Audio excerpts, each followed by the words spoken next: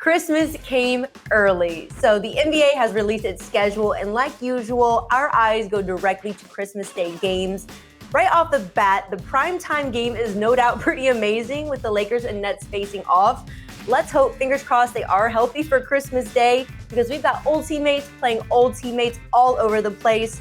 But Lorenzo, I'm curious what you think about these games and who could possibly be mad about, the rundown. I'm excited. Yeah, it's a great slate, but I'm thinking there are two people. First, let's go to Nikola Jokic, one of my favorite players to watch just because he's a big man who can dish it. This is the reigning league MVP. That's not good enough to land on Christmas Day? I don't know about that. And then Joel Embiid. The man just got paid. Their team was the number one seed in the East. Get Boston out of there. And if you're not going to give me a finals rematch, then at least give me Embiid and Giannis. Yeah, and I know I, for one, am looking forward to the first game on the slate, the Knicks-Hawks.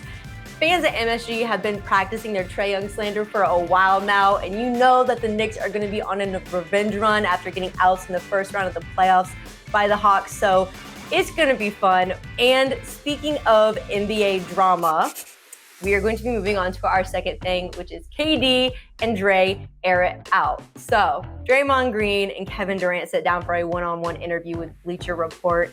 Draymond asked KD if he had any regrets leaving the Warriors, and he said this, quote, "No, I don't have any regrets. I feel like we did exactly what we were supposed to do, and I wish we would have three-peated because that is rare. But I don't have any regrets because if we had just stayed healthy, the Nets, we had a great chance to finish it too. Being hurt for that year really changed my perspective on everything I was doing and everything I had done before. I looked at that time playing with the Warriors was so special for me, but it was time to move on."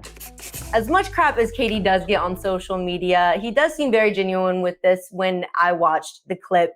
At the end of the day, he did what was best for him, whether it seems like he cares too much about what people think on social media or not.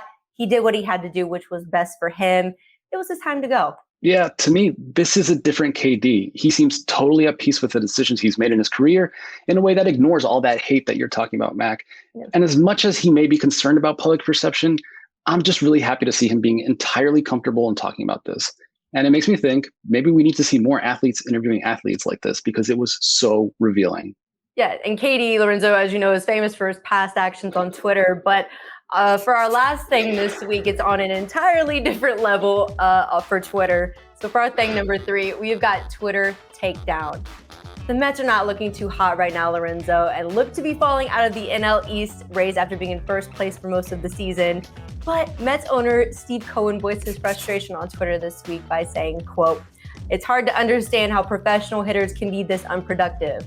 The best teams have a more disciplined approach. The slugging and OPS numbers don't lie." So Lorenzo, I feel like at this point, it might be time for him as an owner to kind of reflect about owning a team when that's the kind of message you're putting out. I don't think I've ever seen an owner subtweet his own team like this before.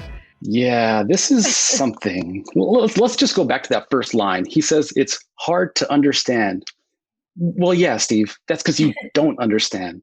Next time you've been productive in the batter's box going against guys like Max Scherzer, then maybe you can subtweet all you want. Hitting major league pitching takes more than having spicy Twitter fingers.